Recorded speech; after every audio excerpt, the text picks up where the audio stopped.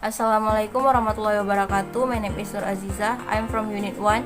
Today I want to explain about analysis adverbial clause in complex sentence. Nah, jadi adverbial clause ini adalah dependent clause yang berfungsi sebagai adverb atau kata keterangan dan memberikan informasi tentang verb, kata kerja, adjektif, kata sifat, atau adverb yang berada pada independent clause dengan kapasitasnya menjawab pertanyaan seperti how, when, where, why. Adverbial clause dimulai dengan suatu kata yang disebut subordinate conjunction seperti when, after, because, dan though yang menghubungkan dengan independent clause. Gabungan adverbial clause dan independent clause disebut complex sentence. Kalau kita hilangkan clause-nya, maka cuma ada adverb, kata keterangan. Nah, kata keterangan ini dalam bahasa Inggris dibagi menjadi adverb of time, adverb of place, adverb of manner. Contohnya kalau kita bikin kalimat we study in the class. In the class-nya itu menunjukkan bahwa adverb of place karena menunjukkan keterangan tempat. Kalau kita tambahkan we study in the class on Monday. Nah, on Monday-nya itu adalah keterangan adverb of time. Kalau kita tambah lagi we study in the class on Monday happily. Dengan bahagia berarti memberikan keterangan cara, adverb of manner. Nah, bagaimana dengan adverbial clause? Ya berarti sama. Clause yang diberikan bisa berupa tempat, waktu, dan cara. Kalau kita lihat contoh ini, she came to Canada before she came to the US. Nah, kalau kita lihat before kan artinya sebelum. Jadi kalau misalnya ditanya kapan she-nya itu datang ke Kanada, jawabannya pasti sebelum datang ke US. Maka before-nya ini mengindikasikan bahwa si klausa memberikan keterangan waktu dan itu juga berfungsi sebagai konektor yang menghubungkan si anak dengan induknya adalah she came to Canada. Makanya sering disebut adverb clause karena sering memberikan keterangan waktu dan tempat.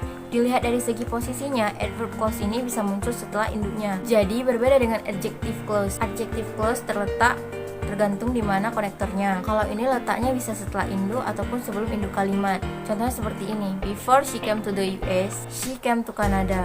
Kalau sebelum induk kalimat dia akan ada koma seperti ini.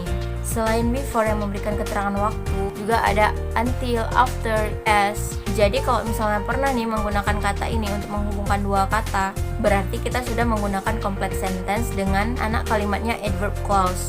Nah, selain a time, si adverb ini juga bisa memberikan informasi tentang opposition, berlawanan. Adverbial clause of contrast, pertentangan atau concision.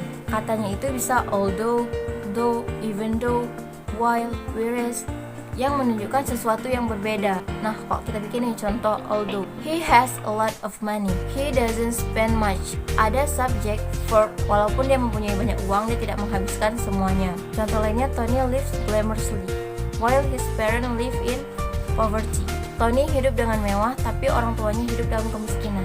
Selain kontras dan waktu, si adverb ini juga bisa menjelaskan tentang keterangan cause and effect.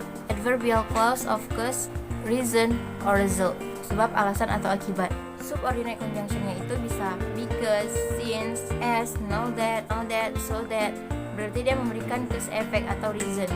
Nah, contoh dari adverbial clause of cause ini, contoh I can't take evening classes as I work at night. Kenapa kamu tidak bisa mengambil kelas malam? Karena saya kerjanya malam. As di sini menandakan bahwa memberikan informasi terkait reason atau efek. Selain itu juga, si adverb ini bisa memberikan informasi terkait purpose.